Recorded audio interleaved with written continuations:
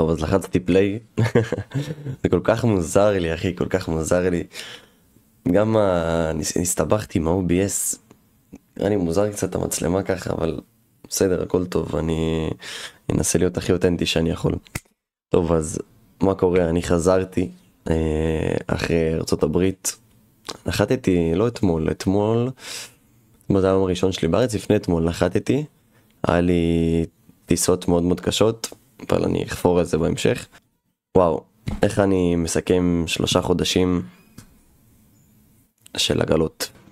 תשמעו, קודם כל לפני שאני אתחיל לדבר, חלק מהסיבות שאני עושה את הסרטון הזה זה כי אין באמת היום איזשהו כאילו מידע רלוונטי כלשהו על עגלות, או על דברים כאלה, בגלל שזה לא חוקי בעיקר, אבל אין באמת בן אדם שבא ומסביר מה זה. אז אני הייתי עכשיו 3 חודשים כמעט בעגלות, ואני כאן כדי להסביר לכל אלה שתראו לעצמם מה זה. אני אספר לכם למה בכלל רציתי לטוס. אז אני לא ידעתי מה זה עגלות, לא היה לי שום מושג מה זה. אוקיי, לא היה לי שמץ של מושג בכלל, איך עובדים, מה זה עגלה בכלל, ופשוט, לא יודע, הלב שלי אמר לי, איך נעשה עגלות בארצות הברית, מה יש לך להפסיד? אז הלכתי וניסיתי. אם יש משהו ספציפי שמשך אותי לזה, כסף, בריחה, יכול להיות בריחה, הרגשתי קצת שבעצם הסביבה שלי לא הכי מתפתחת, לא הכי מפתחת אותי. הרגשתי שאני בעצמי לא הכי מתפתח, גם עבדתי בתור רחמש במסעדה, והבוס רצה לסגור את העסק, כאילו הלך לו, והוא גם לא רצה להעלות לי את השכר. אז אמרתי קוסום, יאללה, כאילו תן לי לעבור לארצות הברית, לנסות לעשות כסף, לחוות דברים. אז קודם כל, מה זה בכלל עגלות? מה זה עגלות באמריקה? מה זה? כאילו, מה זה עגלות? מה זה אומר בכלל? מה, כאילו, לעבוד עם עגלה כמו בסופר? כאילו, מה זה? אז לא. עגלות באמריקה זה בעצם, בואו ניקח לדוגמה קוסמטיקה. בארצות הברית יש כל מיני סוגי עגלות, אוקיי? יש קוסמטיקה, יש הלבנות שיניים, יש כאלה שמוכרים אפילו וייפים, אוקיי? אבל אני אישית עבדתי בקוסמטיקה, והאם זה עגלה? לא, אסביר לכם. בדרך כלל, זה קניון, אוקיי? ובקניון יש חנות, אוקיי? חנות של קוסמטיקה. בקומה התחתונה אמורה להיות העגלה. עכשיו, זה לא עגלה, זה יותר כמו דוכן כזה. יש 2 כיסאות מכל צד, 2 כיסאות בצד שמאל, 2 כיסאות מצד ימין, אתם כמובן יושבים על הגבוה יותר, ומנסים לעצור בן אדם עם סמפל, אוקיי? מנסים לעצור בן אדם עם דוגמית של קרם. מנסים לעצור אותו, להחמיא לה, היי, oh my god, I really really love your bag. ואז היא מחייכת אליכם, אתם מחייכים אליה. בוא נגיד, אנחנו מדברים על איזה מישהי שהיא סקנה, ממה, עוצרים אותה, והמטרה שלכם זה להושיב אותה לכיסא ולעשות לה דמו לעיניים. בסופו של יום אתם ספתחנים, אוקיי? המטרה שלכם זה לספתח לקוחה, זה לפתוח לקוחה, למכור לה ב-300, 400, 200, 150, ולהעלות אותה למעלה לחנות. מאיפה מגיע הכסף הגדול? אוקיי, נגיד מכרתי עכשיו לאיזה מישהי מוצר לעיניים שעזר לה להעלים את השקיות ואת ה-bags, wrinkles and puffiness under the eyes, אבל מה עכשיו כאילו? מכרתי לה ב-$300, עשיתי מזה 30%. מה עכשיו? העמלה היא 30% בעגלות. אז בעצם הכסף הגדול מגיע מהחנות, אוקיי? ממישהו שנקרא מגדיל, אוקיי?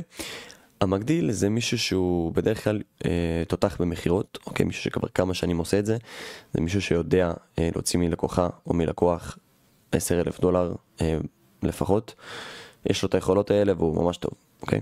אז אתם בעצם כחלק מהמחירה, אתם אומרים לה שכשהיא רוכשת את המוצר, כאילו כל מקום עובד בצורה אחרת, אבל אני אגיד לכם איך אני עבדתי.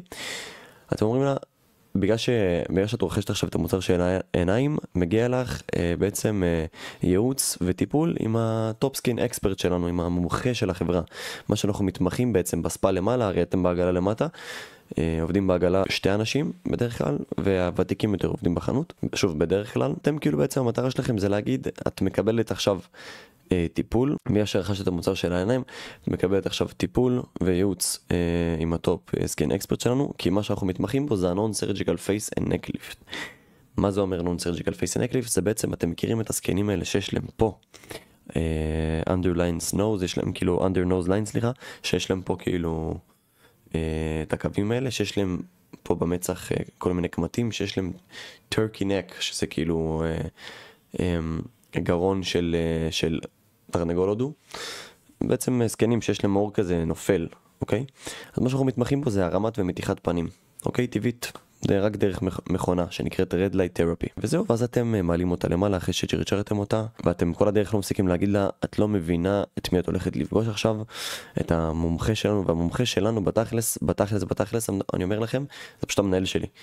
זה מישהו ישראלי בשם של ישראלי שקורא לעצמו בשם אנגלי. אמריקה אתה לא עובד עם השם האמיתי שלך, ואתה גם לא אומר שאתם ישראל, וזה יכול להיות מישהו בשם גיא, ובתכלס הוא מקצוען של החיים אבל, ואתה אומר לה, קוראים לו פרננדו, he's not from here, הוא בא לפה רק פעם בשנה, אתם משקרים לה. בתכלס, משקרים לה בשביל להעצים אותו, כי בסופו של יום שהוא נכנס אליה, אתם גם, לפני שהוא נכנס, אתם אומרים לה, please shake his hand, בבקשה תלחצי לו את היד, and ask him all the questions that you need. בעצם אתם נורא מעצימים אותו ומשקרים עליה, בצורה מאוד מאוד יפה. ואז כשהוא נכנס, בעצם אתם עשיתם 90% מהעבודה, כשהוא נכנס הוא בעצם עושה איתה המון חיבור אישי ומנסה למכור לה מכונה. לעשות לה תוצאה, קודם כל הוא מראה לה איך זה נראה עליה בצד אחד, בצד שני. יכול להראות לכם דוגמה כאן, בעצם זה באמת עוזר, פשוט מוכרים את זה בנורא יקר, אז באמת עוזר. עכשיו שהבנתם קצת איך הסיסטם עובד, חשוב לי לציין רגע שבעבודה הזאת האנרגיה שלכם היא הכי חשובה בעולם. אתם עומדים לשמוע 1000 פעם לא, אבל זה לא משנה, כי האנרגיה שלכם צריכה כל הזמן להיות חיובית ולהאמין שהלקוח הבא יכול לשנות לכם את כל הפייצ'ק. עכשיו אני אספר קצת גם על הציפיות שלי, כאילו לפני שהגעתי, אוקיי? מה ציפיתי שיהיה לי? הציפייה שלי הייתה שאני אגיע לחברה גדולה, אוקיי? עם המון אנשים, עם גברים, בנות, הולכים, עובדים בבוקר, יוצאים בערב, שותים. בעצם באמת חוויה, כאילו כמו איזה סאמר קמפ כזה, כאילו לעבוד בבוקר, לחזור בערב ולצאת, או שאפרות גרים איתך עוד המון אנשים וכיף. וואלה כיף, חוויה כאילו. ולצערי זה לא היה ככה. אוקיי, לצערי זה לא היה ככה, אני הגעתי לחברה שיש שם רק בנות, ולא היה לי כיף לעבוד רק עם בנות. אמנם חלקן היו יותר נסיכות, חלקן היו פחות, אבל בנות זה המון קסקס, זה המון קסקסיות, זה המון רכילות. לא כיף. את האמת היה לי חסר נורא את הגבר, שוואלה הייתי באותו ראש.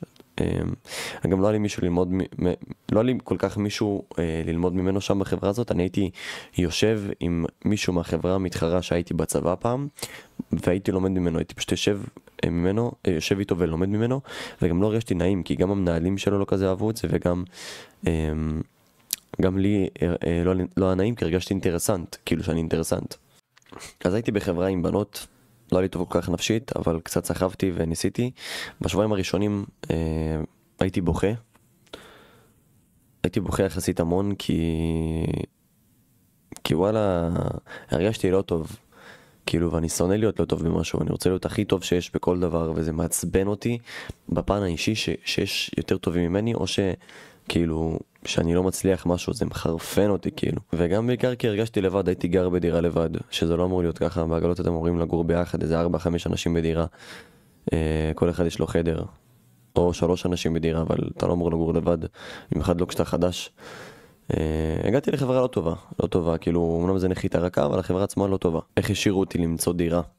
אז בעצם הם מספקים לך דירה, אוקיי, דירת עובדים, בקומפלקס. אתה בעצם יש לך דירה משלך, בקומפלקס יש חדר כושר, יש בריכה, ואתה משלם שכירות. כל פייצ'ק בארצות הברית זה שבועיים, אוקיי? אז כל שבועיים הייתי משלם בטקסס $330, אוקיי? בחודש $660 שכירות, וזה לא משנה שגרים איתי, אם גרים איתי עוד אנשים, כל אחד משלם 330 בפייצ'ק בשבועיים. היה לי אוטו, כאילו בעצם מספקים, החברה סיפקה שתי רכבי חברה, היה לי אוטו, הייתי נוסע לקניות כשהייתי צריך. יום עבודה אגב נראה, העבודה מתחילה ב-11 בבוקר, מגיעים לקניון, העבודה היא עד 7 בערב, לפעמים עד 8 בערב, ואתה רוב היום עומד, אני עד עכשיו עם כאבי גב. זו עבודה קשה, לא קלה, אבל זה עבודה טובה, בהתחשב בעובדה שאתה יכול לסתור מן כסף רק על פי הלשון שלך. אני אישית לא כל כך אהבתי את העגלות הזה, בגלל שלא הרגשתי קודם כל שזה באמת מי שאני. נכנסתי לאיזשהו לופ כזה שאני נורא לא יודע איך להגיד את זה בצורה הנכונה ביותר, אבל אולי תחמן.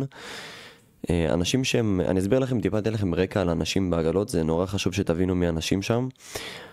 באמריקה הישראלים רואים אך ורק כסף, אך ורק שטר של דולר מול העיניים שלהם. הם יכולים למכור את אימא שלהם בשביל השטר, אוקיי? ובסופו של יום, אני מכיר גם אישית עובדת שפיטרו אותה כי היא לא הכניסה כסף.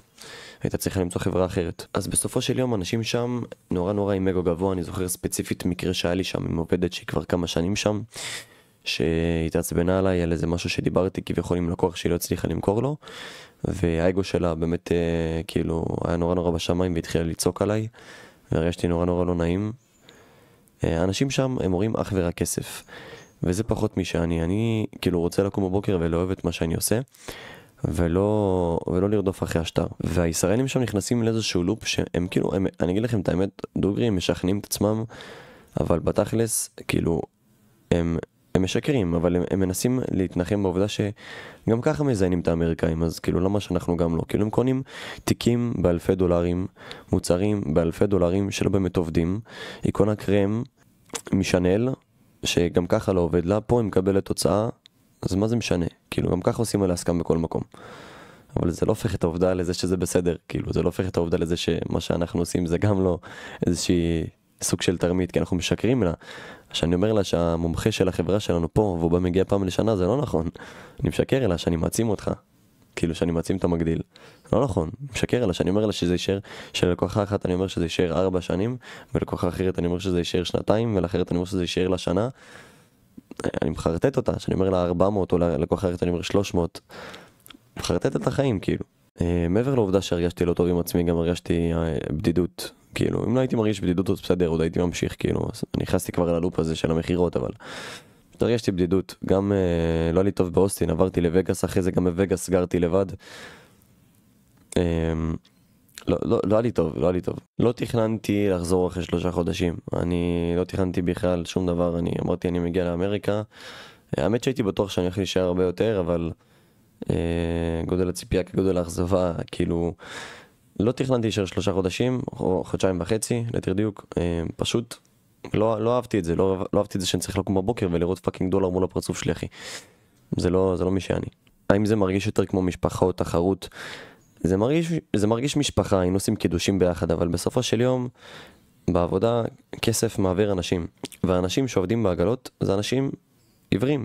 כאילו, זה אנשים עיוורים, הם התעברו בגלל הכסף. היה לי מאוד קשה להיות שם לבד, אבל ניסיתי לא להיות לבד כמה שאני יכול. בעצם אם היה לי חבר בחברה המתחרה, ניסיתי לשבת איתו. אבל בסופו של יום, כל הזמן הייתי לבד. ואני חושב שזה היה גם איזשהו מסר מהיקום, לזה שזה לא בשבילי. יש המון כסף בעגלות, חשבתי שתבינו, יש המון כסף. מוכר שהוא טוב, אחרי כמה חודשים אתה משתפשף ואתה נהיה כבר כאילו שפיץ, אז אתה יכול לעשות 10,000 דולר בחודש, כאילו זה כלום. שהיום בארץ מהנדס אולי מתחיל לא מרוויח ככה. יש כסף שם, גם אין לך הרבה הוצאות, אבל חשוב להבין כמה דברים. קודם כל זה לא חוקי, אוקיי? אבל חשוב שתבינו את זה, כי זה חשוב, זה לא חוקי, אוקיי? למה זה לא חוקי? כי אתם תיירים, אתם עם ויזה תייר שאתם באים לעבוד, אוקיי? אז קחו את זה בחשבון, שאם תופסים אתכם, אז כאילו יכולים להעיף אתכם, או אתם יכולים אפילו לשבת בכלא. זה לא משהו שסביר לקרות, אבל זה משהו שיכול לקרות. יש ישראלים שזה קרה להם, מעטים אני חושב, אבל פשוט כי הגירה לא מחפשים אותנו. הגירה מחפשים את המקסיקנים שמוכרים להם סמים, פחות את הישראלים שתרומים לכלכלה שלהם. מה למדתי על עצמי מהתקופה שם? תקשיבו, אני אגיד לכם ככה, קודם כל הייתי ממליץ לכל אחד שרוצה להצליח בחיים, לכל אחד שבאמת כאילו רוצה לצאת מאזור הנוחות, כל אחד שמרגיש תקוע בחיים שלו, לנסות, לפחות מישהו, אם אתה בן 21 ומעלה, הייתי ממליץ לך לנסות את זה, כי זה משהו שלא חווית בחיים, זה משהו שאתה מגיע למקום עם אנשים שגם עזבו הכל והחליטו לעזוב הכל ולצאת מאזור הנוחות ולעשות את זה, אתה מגיע לסביבה כלשהי שהיא מקדמת. אני חושב שזה חוויה גם לגור לבד, זה ניסיון. אני בן 20, כן? מחשבה לאחור הייתי טס אולי בגיל 21, לפחות בגיל שאני יכול לקנות פאקינג סיגריות, אחי. אבל, אגב, סיגריות, אלכוהול, מועדונים מגיל 21 שם. אבל למדתי לעצמי המון, התחלתי לעשות כביסות לבד, התחלתי כאילו לחבס לבד, התחלתי להכין לעצמי אוכל, התחלתי לדאוג לעצמי, התחלתי להבין שטוב, יש לי שכירות, יש לי פאקינג בית שאני צריך לתחזק, יש לי אותי, יש לי את המטרות שלי.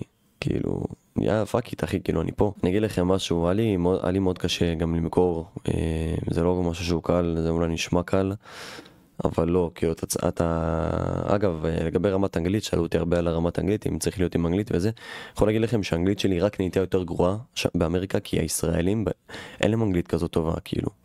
אז כשאני מנסה ללמוד ממישהו, מישראלי, אז אני גם מחכה אותו באנגלית, ואז אני מדבר במבטא ישראלי, והאנגלית שלי גם אוטומטית פוחתת.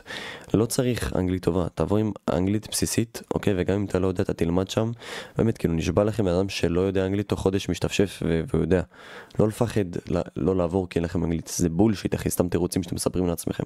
למדתי הרבה על מחירות, למדתי כמה צריך להתחבר ללקוח, למדתי מושג שנקרא relaxation, שזה רגיעה.